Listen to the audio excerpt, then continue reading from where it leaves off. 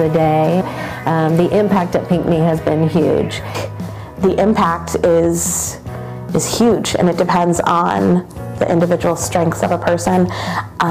When it comes to me, I'm really passionate about our equity work, and that is, I think, where I've made a good impact. I had a student once come into first grade, and she was looking at me one day, and I was like, "Are you okay?" She was like, "Yeah." Miss Luckett, you look like me. And I was like, "Yeah, we do. We both have curly hair, we both have dark skin. Like, how cool is that we look like each other?" Getting to learn more about equity work and doing everything that I can to make it a more equitable place, and really focusing on that is where I think I've made an impact at Schweigler. But I think it's meeting families, it is meeting students where they are, which I think is the biggest thing that counselors can do is really go to students and meet them where they are. My favorite part of the job is definitely the students. Well, I really just love getting to know the students. I think my favorite part is just watching the growth that comes from the students. I really enjoy working with students. And I love just seeing the kids every day. My favorite thing is just getting to work with students. Getting to come to work each day with these amazing little humans. They're thoughtful and they're kind and they're brave. Getting to be with them each week in counseling lessons and see their understanding. This is the first year. These fifth graders, they were kindergartners when I started. So this is my first, I've seen them all the way through, and I've seen the growth, I've seen the changes, I've seen the hardships, I've seen the joys. And so getting to celebrate that with students is really amazing. And celebrating success with students is probably my favorite part. I am also in charge of local scholarships at Free State. And just going through that entire process, the culmination is an evening, usually in May or late April, where the awards are given, and just to see the pride and the excitement, not only on students, but the family of students' faces when they receive these awards is very rewarding as a counselor. One of the best moments for me was just a few years ago, actually, started when I was in the classroom. One of our students who was just not on track to graduate, just not doing well at all. She was just really, really struggling, and she happened to be in my part of the alphabet when I came down here. I was able to pull her in whenever I needed, spend as much time I needed with her. We sat down, we really got to work on some of her assignments, and ultimately she ended up graduating. I have this one student that always sticks out in my mind. She transferred in as a junior and she did not want to be there at all. It took a lot of building our relationship to get her to come to school even. But then she ended up graduating and she wants to be a teacher, which I thought was really cool. And she was part of this teacher program, and they invite someone who is impactful for them, and she invited me, and she wrote this really nice letter. It makes me want to cry just thinking about it. But about how she wanted to drop out, she wanted to hurt herself, and then she just, she was really sweet in crediting our relationship, but I think obviously she had that within her the whole time, but that was definitely one that, again, with the growth and seeing how much they changed was really cool. It's fun to see their growth and feel like you're making a difference.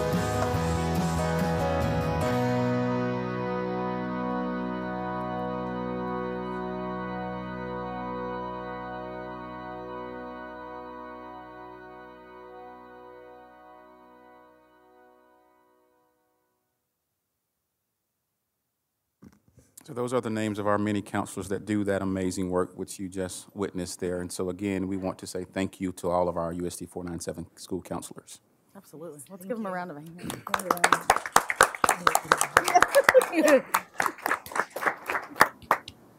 Okay. And what a great video also. Yes, she did. Okay, so we'll move on to the report of the president of the board. I have a pretty short report. I want to again welcome Seth back from Free State. Thank you for coming. We appreciate you being here. And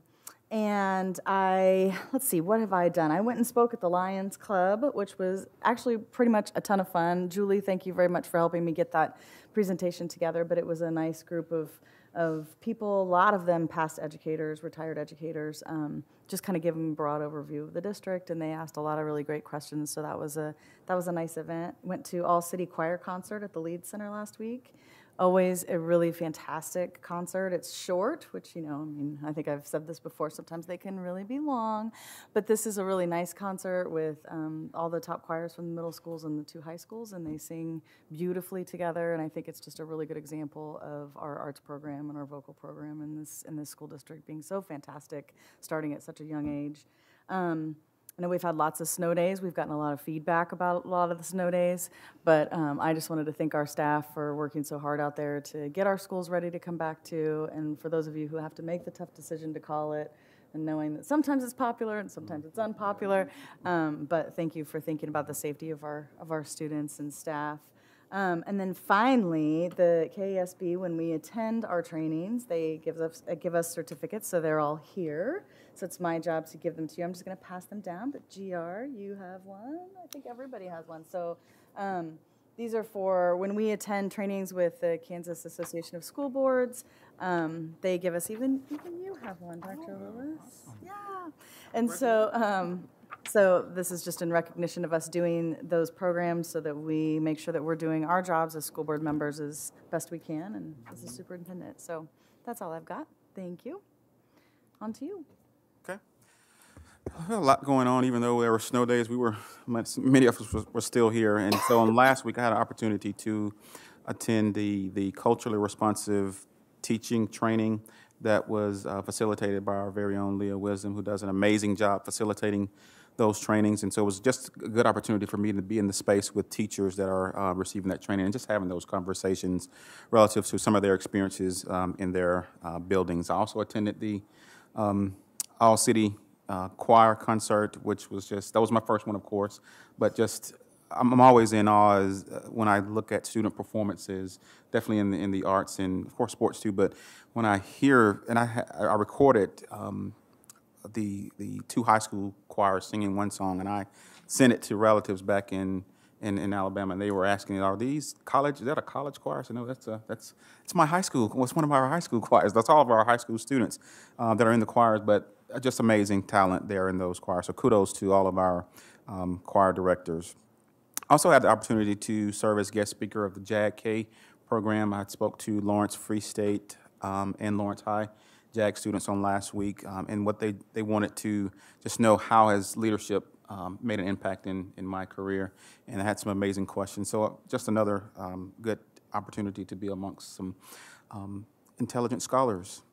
I also attended I attended it here. So Southwest, I guess, Traveling Theater, their middle school brought one of their plays here to the ESC, and many of our staff was able to attend that. And they also did some tours around some elementary schools, some of their feeder schools as well, and it was amazing. And then I got kind of hemmed up by some students because we were having some bad weather that day, and they were trying to convince me, give me good, valid reasons as to why we should close school.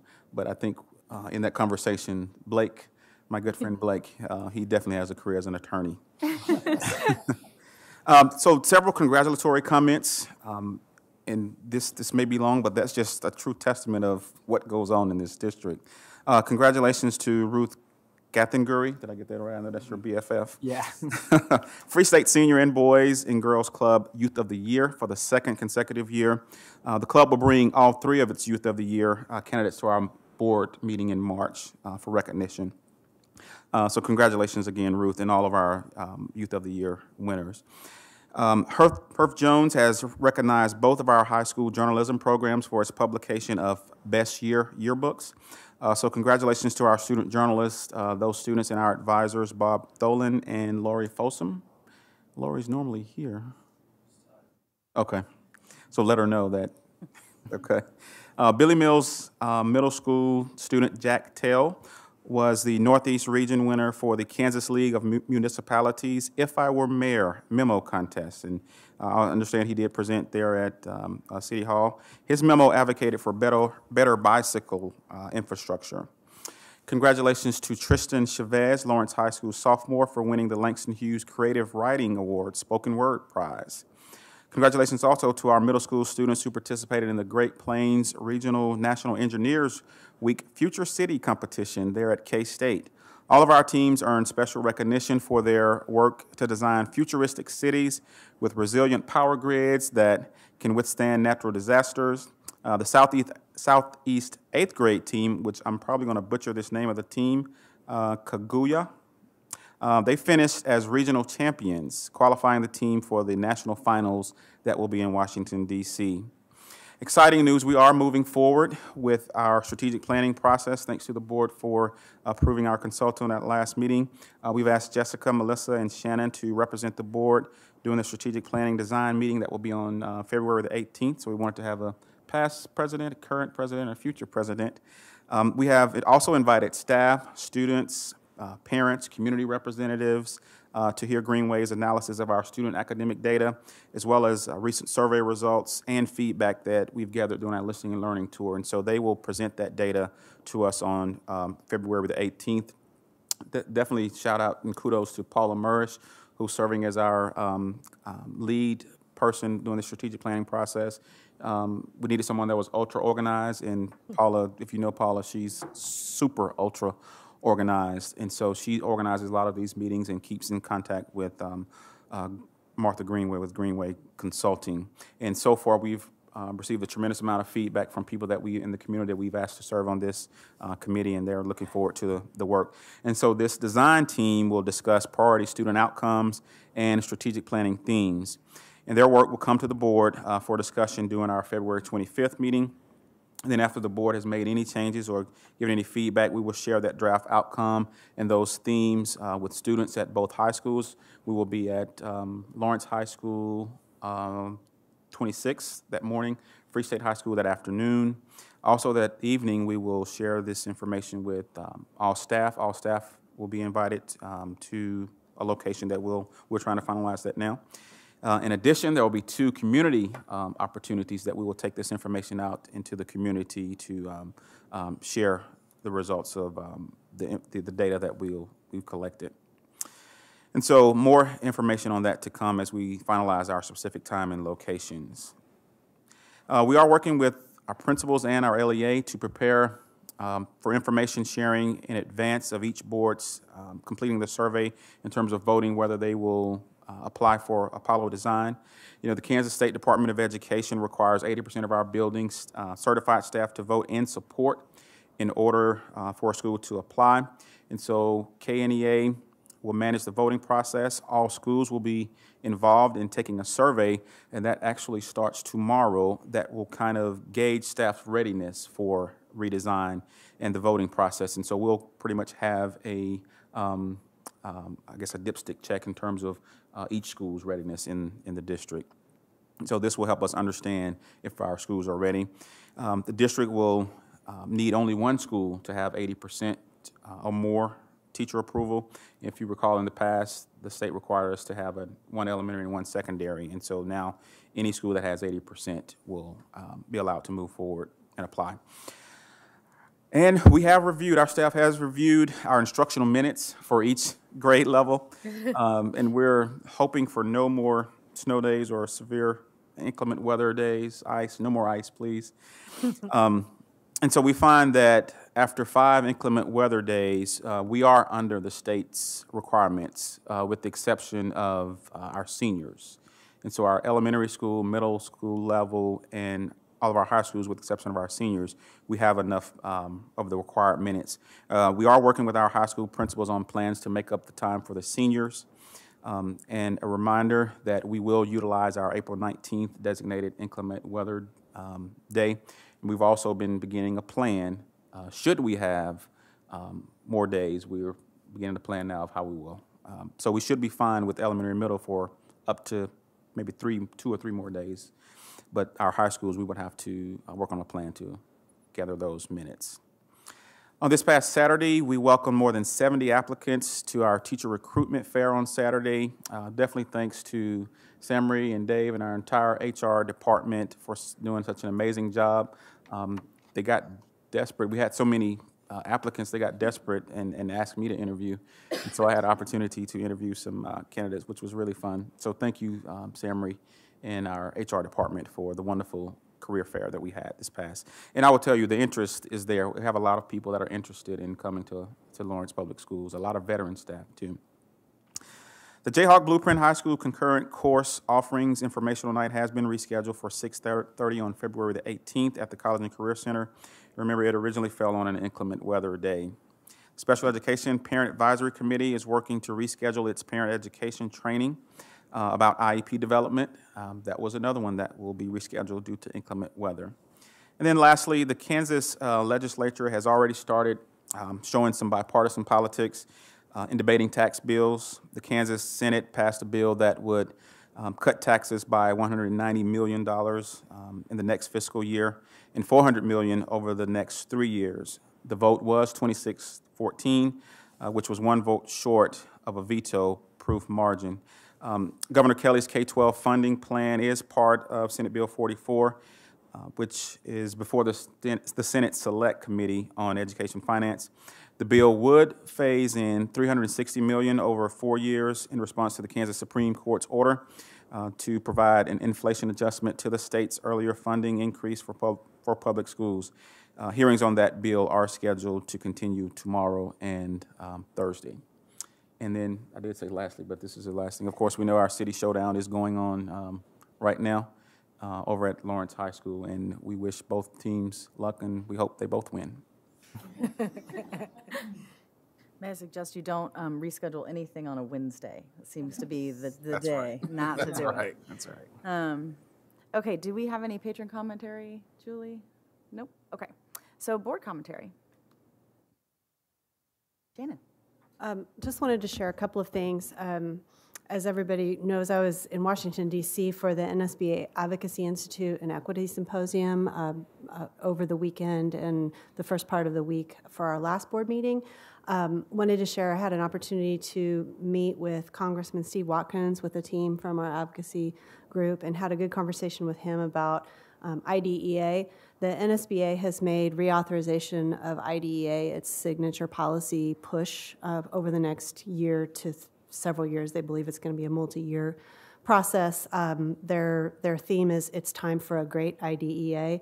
They want to encourage Congress to reauthorize IDEA and fully fund it, which is something that districts have been asking for years and years and years and years, but also to look at ways to modernize the law to allow the focus to be less on paperwork and compliance and more on student outcomes. And so they're beginning that advocacy push, and that was a lot of the focus of the advocacy training that I attended as part of that conference. Also had an opportunity to share information about our district with Congressman Watkins and also provide that information to Senators Moran and Roberts and their staff. So again, thank you to the district staff that provided information to me to take on that trip. I really appreciate it. The final thing I wanted to share, I had the amazing opportunity to attend the very first Kansas Women's Leadership Summit on February 4th and 5th in Manhattan. It's the first time KASB has sponsored a women's leadership event. It was, I think it exceeded everybody's expectations in terms of attendance and the response that we got from attendees. They even let me give a keynote speech, and that was a lot of fun. I really appreciated having that opportunity. Heard from some other really, really amazing speakers, had a great opportunity to network, and I'm very hopeful that this becomes something that the association does annually. So next time it rolls around, I'm going to encourage all of my colleagues on the board to attend, because it was a really worthwhile couple of days. And I had the great pleasure of getting to introduce Governor Kelly at dinner on Monday night, and she was absolutely wonderful, and she really, her message to the group was very uplifting, but also very much hit on all of the themes in advocacy that we've been asking for these past many years. So I was really greatly encouraged by her message to us. So I just wanted to share that. Thank you. Great. Thanks, Shannon. Anyone else? I can. I just wanted to mention that Melissa and I attended our second budget committee meeting, and got a crash course on school finances from Kathy Johnson, who is brilliant, it turns out, and I have a lot to learn. So I appreciated her education that she provided. I had gotten a lot of questions about what exactly the committee was doing. So just to summarize one more time, we are looking at instituting some program evaluation that will help us make budgetary decisions as a board. And right now we're piloting as a committee, looking at some of the most recent budget decisions we made, adding the behavioral interventionists and the guidance counselors, and targeting those two areas allows us to pilot how we will be looking at other programs as well. And it also helps us as we look at staffing ratio decisions, those come early. So I'm excited to be able to take part of that and to see how that committee develops. One of the things that we got asked was what the board would like to see in the program evaluation. And Melissa and I requested that the program evaluation, including some of the basic things that you would expect to be in an evaluation form, also include when we are getting requests from administrators or teachers to look at our budgetary decisions, that not only within the program evaluation, but also within the requests for additional funds, that include an explanation of how that money would help us with our equity work.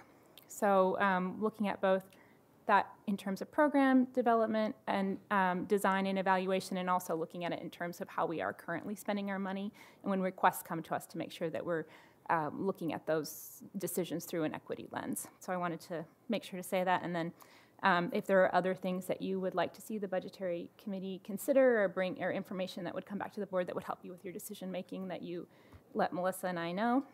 But I feel really optimistic about that committee and look forward to being able to continue to do work there. And then I wanted to let the board know that myself, and I believe, I don't know how the weather impacted this, were you able to meet with Justice Matters? No. Yeah. So a few weeks ago, I met with folks at Justice Matters, who are it's a faith-based organization in Lawrence. We're all familiar with it, who's interested in social justice, and they had questions related to restorative practices within the school district.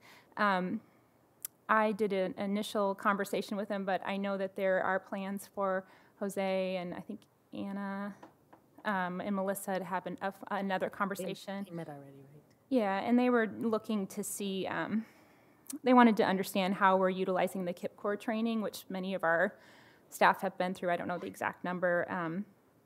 KIPP Corps is the Kansas Institute for Peace and Conflict Resolution. And that's just one area where you can get training related to restorative practices. So I wanted to let you all know that I had done that. And that's my update. So thanks. So I have a quick question for you. Will we be able to see the kind of evaluation form for all the programs before that starts? Oh, you want to see the evaluation, the design we came up with for the form? Yeah, I think that would be. Yeah, that's a really good question. We can do that. I think that would be. I think Kathy initially utilized the form that previously there was a finance committee that the board instituted around the time of Keith Diaz-Moore, and you were probably on the board at that time. I was on the finance committee. Okay. Yeah. Well, yeah. So that form that you all used, we updated it a little bit because there were some duplicative questions. So we've kind of streamlined that, and then we're piloting that form with this first evaluation, so we can run it by you guys to look at and see, like, are the key questions for a program evaluation. I think it would be there, helpful for us to think. It's hard to just sort of arbitrarily be like, well, do you have this? When maybe you I do. think looking at the form would be correct? Yeah. But I will, the only caveat I would say, and you absolutely, you look at them, but to know that we haven't we haven't tried them yet, and that the committee has had input on what those forms look like and how they're developed and designed, so we can show you our first draft. But just know that it is a first draft, and likely it'll change based on committee input and what how it works the first time around. But then we could report back to the two of you, and you guys If there's could take anything that back else. to the Yeah. committee and say. Yeah, I think that's a great idea. Yeah, so I can make sure that gets sent to you. Is there anything else that you guys would like to hear from that committee? I think it's a good start. Okay. Any other board commentary? Inclement weather days. No? Okay. You don't want to beg for more school snow days or less school snow days? On the side for more. Okay, so let's move on to consent, and do I have a motion to? I move the board, oh, sorry. Go ahead. I move the Board of Education adopt the items listed on the consent agenda. Gordon Ross, Yes. Ingram, Yes. Jones, Yes. Kimball, Yes. Beeson. Oh, Oopsies. yep, we need to go backwards. Okay. Yeah, we're backwards. We are going to pull 2.8, which is the discussion and approval of the changes to board policies. Not because we have any concerns, but because we decided in an executive agenda setting that anytime we make any changes to policy, we should pull it and actually have a conversation, no matter how brief, about what those changes are, just so that it's on public record that we discussed it. And I do understand that these are mostly sort of grammatical changes, but I wanted to allow our two board members on policy to speak briefly to those before we. So somebody needs to make an amended motion. So we just need to do it with that pulled. So I move the Board of Education adopt the items listed on the consent agenda with the amendment With 2.8 with pulled. 2.8 pulled for brief discussion. Second. Gordon Ross, Yes. Ingram, Yes. Jones, Yes. Kimball, Yes. Beeson, Yes. Johnson, Yes. Fincher. Yes. Motion passes 7-0. Okay, so where do we move that to? New business? Yes. It's old business, because this is the second, I think, I This will go believe. back to old David? business. Okay, I think it's a second. Old business, because it's the second reading. New? it's new. It's new. New business, okay. Takes a village. Okay. So let's go ahead and discuss it now. If you guys don't mind just giving us a little update about what we're changing in those policies, that'd be helpful. Sure. I just have to pull it up. I found the red line version. Okay. You found- I didn't have the red line version, so I was a little panicked. So I'll let Shannon go. So there were 3 policies, and these changes, we reviewed these 3 policies because they were included in the updates that we received from KASB in December of 2018. So it's our routine to go through those recommended updates, look at our policies that are potentially affected by them, and then decide whether or not to recommend changes. With regard to the school enrollment projections policy, we just did some wordsmithing to better reflect what it actually is that we want the enrollment projections that are brought for review to reflect.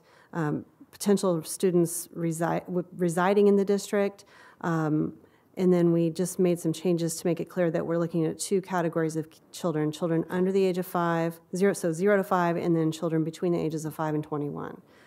So our potential kindergartners and then our potential students. And that that was really the only language that was changed. We did take out the requirement that enrollment projections shall be made each year. We felt that the need for enrollment projections really should be at the discretion of district leadership. It didn't seem like that was necessary. So the second policy is BCAC, which has to do with special meetings. And that was an update recommended by KASB to clarify the time period when you call a special meeting and you have to give board members at least 2 days advance notice of the special meeting, otherwise they have to sign a waiver. Our previous policy said 2 entire days. We changed that to calendar days because that's actually the term that's used in the statute, et cetera. So, and we also took out, there was a statutory reference in that policy at the end to the Kansas Open Meetings Act. As a matter of form, we don't include those kinds of statutory references in the text of the policies typically, so we just removed that. So it's pretty minor changes. And then the third one was CN, which has to do with records and open records requests. And we just did a change to reflect that that we make available to the public information concerning how record access is achieved in the form that's prescribed by our district's Freedom of Information Officer. It previously said describing our compliance with the Open Records Act, which is really not what our public forms do. Our public forms describe how you go about requesting access to records in compliance with the Act, and you do it through our Freedom of Information Officer. So there's other policy that requires us to designate a Freedom of Information Officer, which we do every year in our organizational meeting. So again, it's just cleaning up some of the language in the policy based on those recommendations. Anybody have questions? Or was there anything I left out? But just for clarification, the shall has been changed to may. That's what I'm talking about here, Jessica. She asked me the executive session, and I was like, wow. In which policy? In the projection.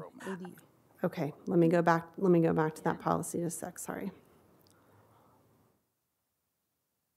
I mean, I know it has been on record. Because you said you removed the shall. We removed that it shall be made each year. Okay. It still says that we direct the superintendent to conduct enrollment projections, and that those enrollment projections shall include information used in planning of transportation services and other information as the superintendent deems to be of assistance to the board and to the district. So as we think about this decision to kind of pull these and how we talk about them as a group, would it be helpful to you all if you had the red-lined version of changed language? So the red line version was attached for the first reading.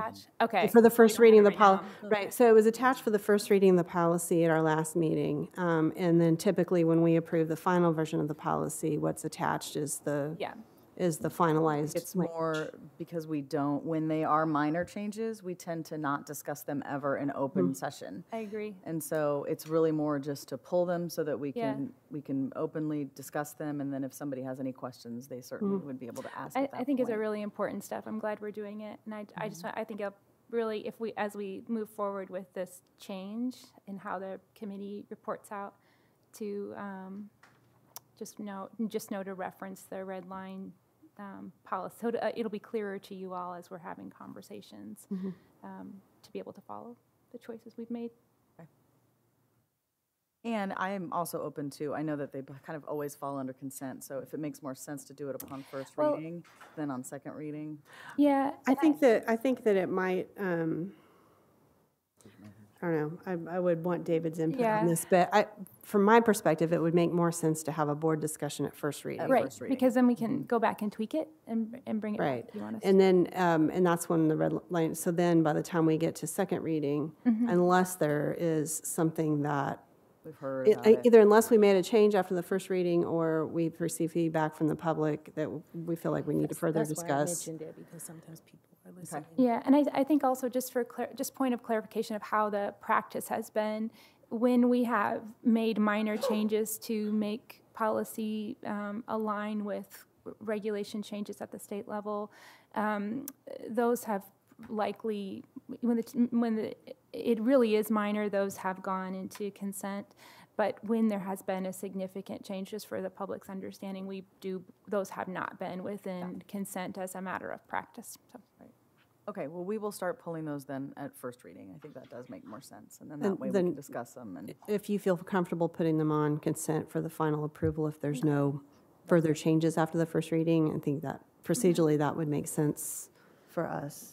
Oh, do we need to make a motion? Actually, Dave's got something to say. An issue. What did we do? Yeah, we're breaking rules, apparently. It's not that you're breaking any rules. If you're going to actually discuss the policies at the first reading, then that would just be new business. You would not put it in consent. Okay. And then that makes two board members on policy or myself or the three of us would then discuss the proposed changes as part of new business. Okay. Then you would actually not even take any You wouldn't even need to take action at that point. We do it in action form in the consent agenda just to say it's up for review, but if you're discussing it, that's pretty obvious then. But then it would be okay to put it on as Then a it would be consent item at consent the next meeting at the if there's next no meeting, change. if there were no changes and nothing came into Dr. Lewis or other board members from the community or staff related to maybe something else needs to be discussed, then it could be, actually, we probably wouldn't even put it in consent at that point. The non-controversial ones would then be placed on consent. That would be pulled back out, and the committee would review that again. Okay. Okay, that makes sense. Dave, do I need to make a motion to approve these changes at this If you're going point? to do it now, yes. Okay. It could have been a new business, but since you've already discussed it, it would be fine to go Okay. ahead and move to adopt it now. Okay. Do we have any issues with going ahead and doing that? Okay. So do you want to make the recommendation, Shannon? Sure. Give me just a sec. The Board Policy Committee recommends the proposed edits be adopted. And do we have, I guess there's a motion. I move that the Board of Education approve the recommended changes to board policies ADA school enrollment projection, BCAC special meetings, and CN records. Second. Ingram, Yes. Jones. Yes. Kimball, Yes. Beeson, Yes. Johnson, Yes. Fincher, Yes. Gordon Ross. Yes. Motion passes 7-0.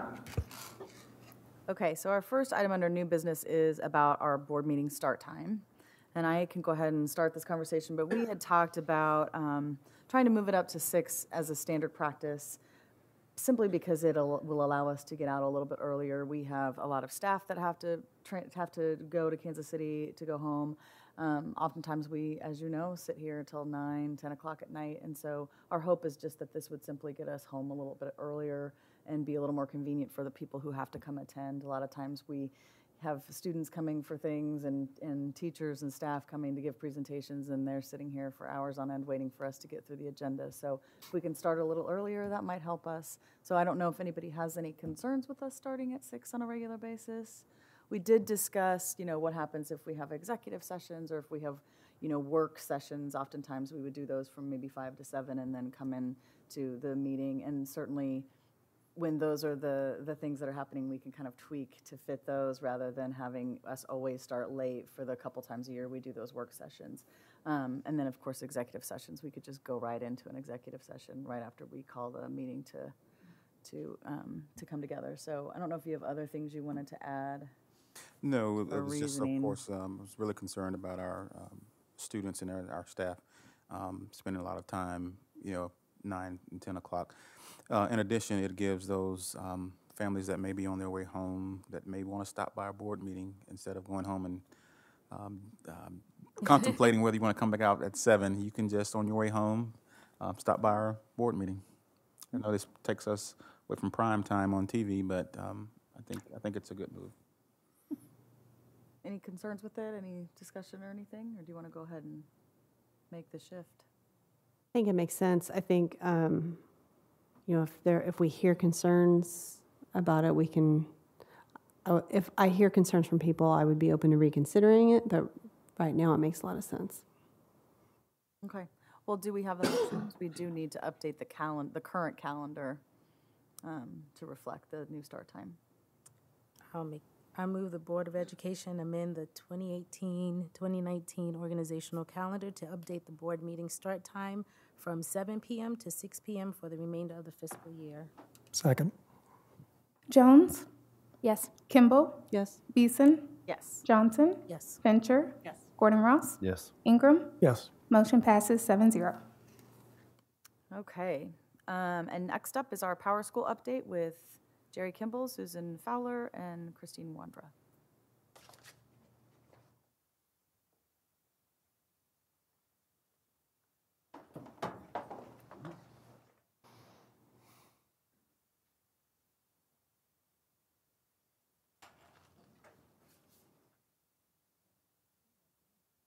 We're all done. That was that. Trying to get Good evening, Jerry Kimball, Assistant Superintendent of Leading Learning and Technology, and I have here with me Susan and Kirsten, and we will all three be presenting together this evening. So the purpose of our presentation tonight is to update you on the status of PowerSchool. And this fall and earlier in the summer, as we have moved forward, we have learned quite a few lessons. The first thing that we think about when we roll out technology is, number one, you have to look at the wires and pliers and the infrastructure. And the second piece, of course, is the human element, the people that are receiving that technology and how they're going to use it. We were pretty much on the right track. We were pulling in people from departments all over the district to have them advise us of how they would be using this. When it's fully implemented, it will be like the system in your body. It will be the central nervous system that touches every piece of the school district. Kirsten was telling me today that she uses the analogy that we're moving from the dashboard in your car to a dashboard of a 747. So it's just about that complicated. So although we were on the right track, we were pulling people in, and we were asking them to help us create what they needed as the end product. So they were coming in, and yet they were working a full-time job in the background. So at one point we said, we're going to have to take stock in this and think inside the box, not outside the box. But what do we have inside this box as far as people and resources, and how can we reallocate and do things differently? And so that is the first thing that we did. We talked to the department heads and directors here at ESC and said, how can we pull people together to have a PowerSchool team that can be dedicated to this to roll it out? So on November 12th, with the blessing of the HR department, we assigned Susan Fowler as the project lead for PowerSchool. On November 13th, we had PowerSchool executives fly in. They sat in this very room and had a candid conversation with us about the rollout and where we were. And on the screen now, you can see the things that we talked about in that conversation that night. Those were the needs. So as they were here that day, we came together and we rolled out a 60-day plan. And on December 4th, Dr. Lewis, offering his support and encouragement, teamed with his high expectations, created a video to go out to staff introducing the new team and the 60-day plan. And you are getting a copy of that 60-day plan now. I think you've seen that before, but this will freshen your memory. At the meeting, PowerSchool made a big commitment to dedicate a team on their end to this project. We knew that as a district, we needed to lean in and create a dedicated team as well. And so thanks to a cooperative effort on the part of all of ESC, we were able to bring people out of positions that they were in to be on this dedicated team. And I think you'll find tonight that that is what's made the difference. But I have to give a shout out to all of the people here that have had to pick up the pieces. So when we pull someone out of one department, their job is still left. There are still holes, and we have people here in ESC that are working their full-time job and they're picking up all of those pieces. As a board, I think you can be very proud of this staff. They are working extremely hard, not just the PowerSchool team who's working exceptionally hard. GR can probably attest to some of that, but also the people behind the scenes that are stepping up and doing more than they've done in the past. So behind the curtain, I see the PowerSchool team work exceptionally long hours. I see them come in every day to answer customer service calls, and I see a real dedication to make something that's going to be spectacular for the district. They are working hard, they are energized, and they're moving forward. This project definitely, someone said it here earlier, has taken a village. And we are far from finished. We have a long way to go. But without further ado, I am going to turn it over to Susan Fowler, the lead on the PowerSchool project. and she will give you some more details. Good evening. As Jerry mentioned, the district has committed to providing a dedicated team for Power School. Having this team has proved to be key to being able to complete projects and providing the necessary support for our end users out in the building. And I'd like right now to give a shout out to the team. Several of them are here tonight, or a few of them. Kirsten Wandra, we've got Boone Krieger, and Lanny Letter, and then Paul Dawson was not able to be here tonight, but these guys are amazing. They work, like she said, long hours, and I'm proud to be a part of this team. We're making some good strides. I'd also like to thank all the teachers and the staff out in the buildings. We know that they're learning the systems, they're providing solutions, and they're supporting each other. And we need to work as a team, and we're going to make this a system that is truly going to be key to our students' learning. When our team, once our team was established, we recognized that we couldn't keep, the way we were doing things wasn't working. We had to do some things differently.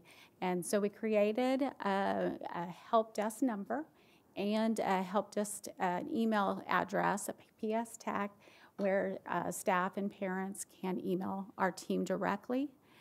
And what this has done, it has allowed us to, by funneling all of their requests to one location, and by providing a dedicated support person, which is Boone, who's been amazing, we're able to really address, be more responsive than we've ever been, and we're able to provide the customer service that our staff needs. Just to give you an idea, one other thing, it allows the other team members to focus on the task at hand that keep projects moving forward. So that's been really important.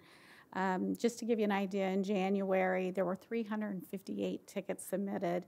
We were able to close 330 of those in January, which was 92% completion rate.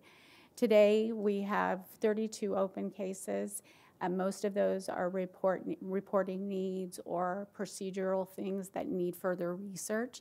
So we are really trying to stay on top of meeting our needs. And Kirsten's going to speak to some of those things here in a few minutes. It's difficult to provide you any comparative data because our prior process was pretty fragmented.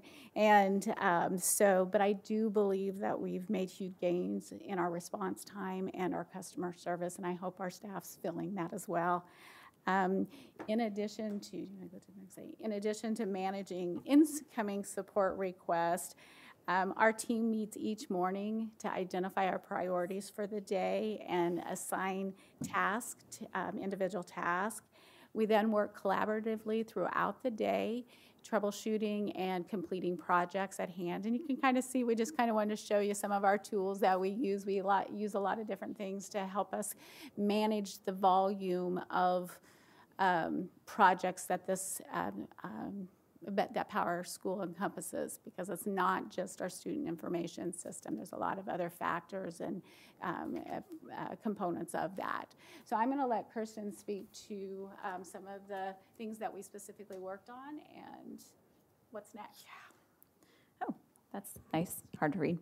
Hi there. Good evening. As you know, and Susan mentioned, our team needed a little bit of augmentation, and so does our process, or so did our process up to that point. So we've continued to target professional development as usual. We've made sure that coming back from winter break, we are available for high school staff to answer questions about their gradebook setup. If they had any of those questions. Now, there were several questions. In reality, we answered lots more than just gradebook setup questions, but it was nice for us to be there and available for them as questions arose. We're going to continue to support staff as needed with that, but it's nice to be just there to get the questions as they come up, because that's more than anything what we've seen. As far as creating procedures and documentation, I feel like that's my full-time job these days. Just Friday, we got a question on elementary grade books. They wanted to see how they could see their trimester 1 grades for a student next to the trimester 2 column, just to see if there was progress and where they had been. Wasn't sure where that was, so we spent some time on Friday figuring out where that was and then creating the step-by-step documentation, to provide for that individual teacher, but then for all of the elementary teachers so that they would also have that information as well. Creating reports, Susan mentioned that. We do that a lot as well. We just completed an equity report that needed to get out of there. Obviously, we've got a lot of data in the system, but it's not very helpful if we can't get it out. So that's what we continue to do as reports come up there. As I'm sure you know, with the years that we had Skyward, as reporting became necessary, those reports were added. They all didn't come part and parcel with the first year of rollout. So that's, I think, probably one of the greatest losses we've felt, is all of those customized reports that had been built in Skyward that we're needing to then build in PowerSchool. Now that we're through our bulk setup, as a team, we are evaluating the specific users beyond like the teacher group and trying to best fit the needs of those users to the system. So paras access, Title ISA, resource teacher access. It looks different than a classroom teacher, and making sure that they get the necessary information and access they need, but only the necessary information and access is what we're working with users on, and making sure that we're responsive to their needs and getting them in the system. Evaluating and auditing, as with any new system, you don't know what you don't know. And we've learned a lot. So we're already augmenting some of the things that we had set up initially that just didn't work like we had hoped that it would. We have this week just been working on some of the LVS courses were matched with the wrong grade scale. So getting that all the way to making sure that elementary were as responsive as possible to tracking their attendance meeting times. So we've got the full gamut. We have expanded our communication tools, and I just wanted to give you a couple screenshots so that you could see kind of what's out there. It became clear early on that we needed a place to kind of house our how-to documents. SharePoint is a little full of information and not as user-specific as maybe we would hope it to be. So we were looking for a solution that we could push out information that would be available as needed to users, but then we could also crowdsource. If GR came up with a really great solution on how to do X, Y, or Z, we wanted a place that he could also put his information out there and that users could learn from each other, because we don't proclaim to be the experts by far. And as teachers are learning, they're using the system as teachers, and that's already eclipsed us in some ways, their use of the system, because we don't use it as teachers. So we centered upon the Google Plus communities, and in case you've heard that Google Plus is going away, it is for global users, but for enterprise users, which we are as a school system, they're not doing away with the product, so no fear there. At least for this year, but we created a user community for our unified classroom users, our teacher users, and then also our student information system users. So that's going to be your administrative assistants, principals, district staff, support staff. We thought it was important to kind of disaggregate the two, because as a teacher, you're going to look for different information than you will if you're trying to run attendance reports. We also have a dedicated spot at the top of the Daily Post, which is where we are able to put out information on upcoming releases, outages, but it's also a place for us to proactively put out information that hopefully redirects staff to the Google Plus communities where they can find that timely information.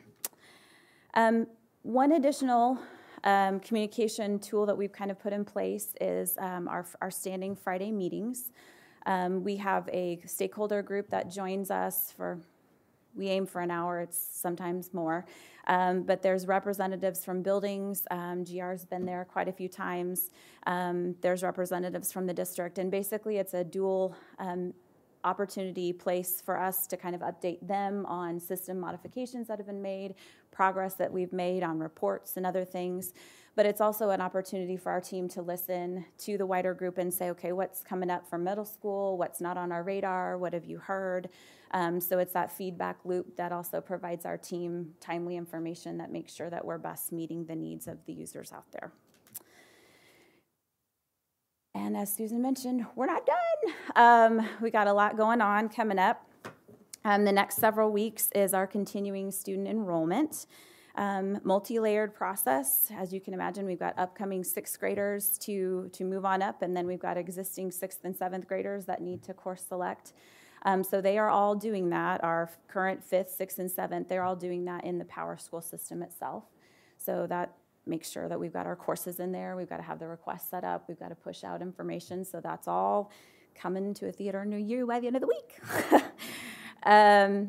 Parent guardian support, we'll continue to work on this and making sure that process is easy. There's a newer process that PowerSchool has alerted us to that we'll be pushing out to parents as soon as we've run it through the bugs, as Lenny would say, and make sure that we can support that process. Before the end of February, we will have our returning student verification form and our new student registration form out. So our returning students, it's a chance for them to update information in that annual process that we have had a very paper process before. And then the new student registration, that will be incoming kinders and anybody else that's moving into the district. That's what that form is for. So the Enrollment Center's been busy working on that. Reports, that's always an agenda item for us. We've got a prioritized list, and we just try to work through them as fast as we can, because again, as we're getting toward the end of the year, there's a lot of student data analysis that's necessary, so we need to be able to get it out of the system. New to all of us will be the end of academic year 18-19 in PowerSchool and that rollover. And then as all things end, everything begins again. So we have already set up years and terms for 19-20, and our power scheduler process with the high schools and career cruising, that's churning right along. Professional development is always on the radar, and training for not only teacher groups, but all of the end users. As was mentioned before, this system is used and touched by just about everybody in the district. So looking beyond the teachers, we're continuing to meet the needs of those users that are out there. In a lot of ways, most of the users besides teachers are easier to get a hold of because they don't have dedicated days, whereas teachers, we have pretty delineated times. And one of the great joys and challenges of PowerSchool is that it's greatly, infinitely customizable, even down to the teacher level. And so my instance of PowerSchool doesn't really necessarily look anything like yours, depending on how I've set it up. So creating those one-size-fits-all types of teacher training are not super helpful. So we'll continue to meet that push-pull need of teachers having very individual questions, yet needing some broad-based information on how the system works as a whole. New teacher training for induction will have a presence there, and then obviously as the district PD days will continue to offer things and sessions for teachers as they come up. That's kind of our roadmap for the next at least two months, 2 weeks. Oh, goodness sakes, the app. I even have a quote I need to read. I'm sure you've heard about the app. All right. I just want to make sure that I've got the quote down.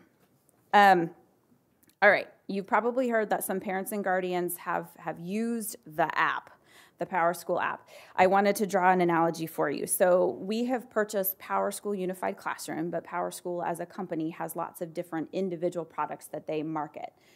So you can actually buy just PowerTeacher Pro. So the app that's out there is actually for PowerTeacher Pro. So to quote our onboarding manager, while the PowerSchool mobile app technically works with your version of PowerSchool, from a functional perspective, I would say it does not work now, and has strongly recommended against us pushing it out to users until it's got its full functionality with Unified Classroom. So if you've heard about the app, that's what the app does. You might get attendance notifications, but as far as the full functionality with our version of PowerSchool, there isn't an app yet, which is why we haven't said go download it and use it, because we don't know that we can actually support it and it won't look like they're used to seeing it. So that's why you might have heard about the app, but that's what the true story is there. Any questions? I'll just start with taking a drink of water, apparently. It's been a fun process. I've been sick all weekend. Good heavens. It's been a fun process to watch you guys, and to watch you guys grow as a group and come together and learn and grow and expand, and it's been fun to watch.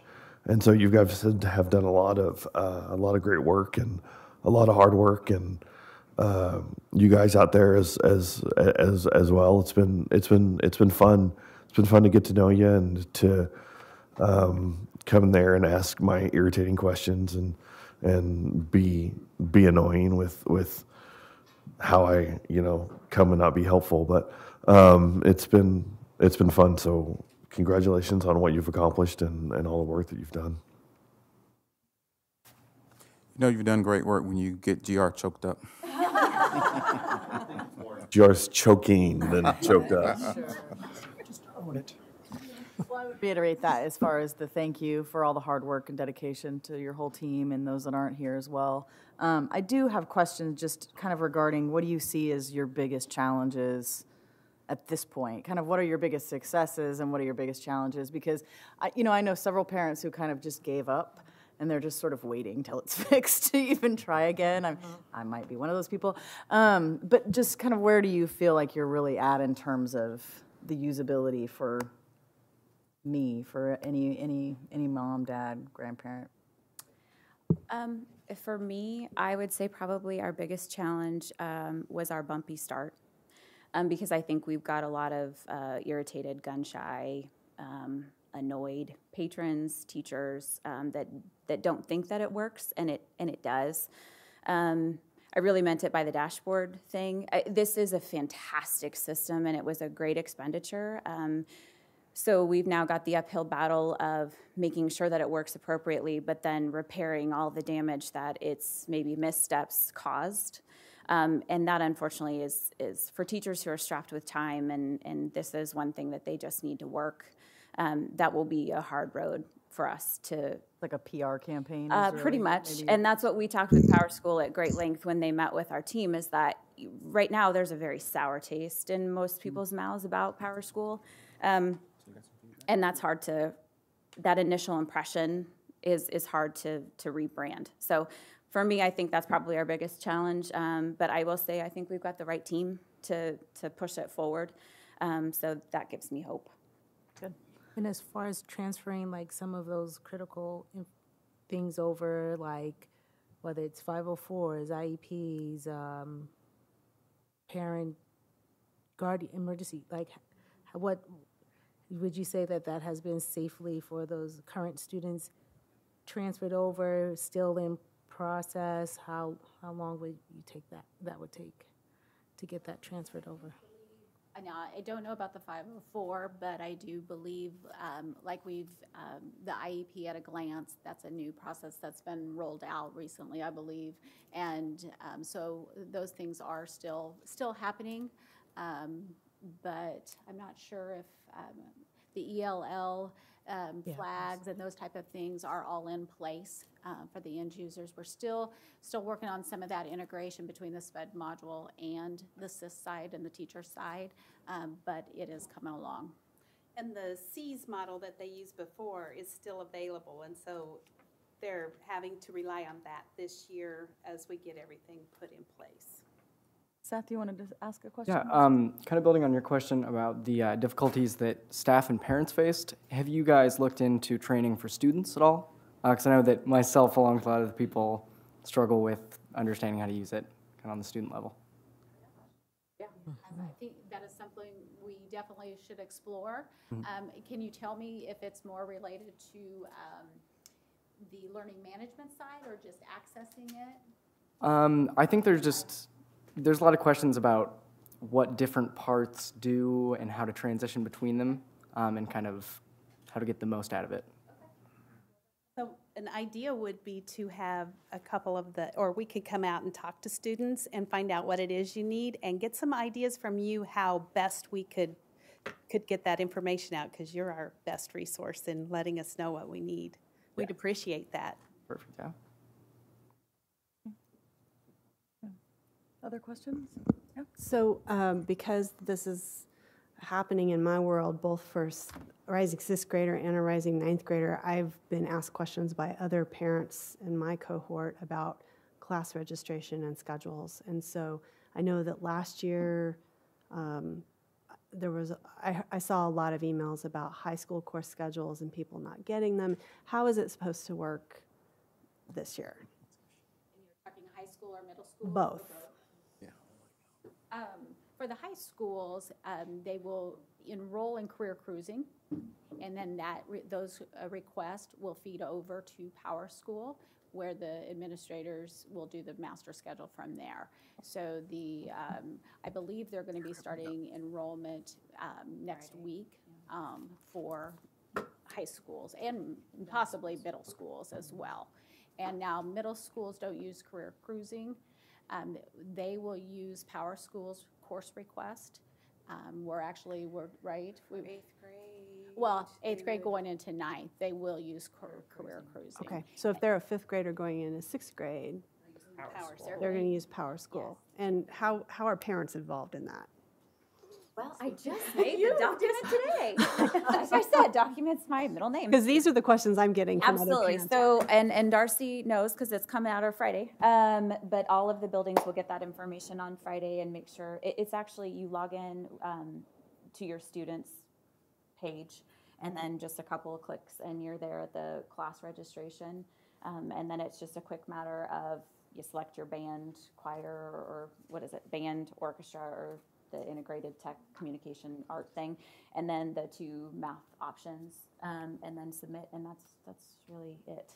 So no paper form. Okay. I know there's a lot of anxiousness about the lack of a paper form, but that's a lot less trees we have to kill and a lot less things to get lost. So parents can either do it if they have access to a parent account, they can do it on their side, but we're trying to get everybody to use their student account because every student has an account.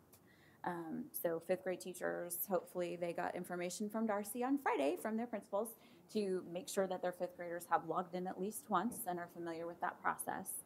But that information is coming out so that 5th grade parents will get that information at conferences. Okay. So next week. And then we'll also have a presence at the conferences as well. To make sure that devices are provided if need be and access assistance. Okay, thank you. Any other questions? Thank you.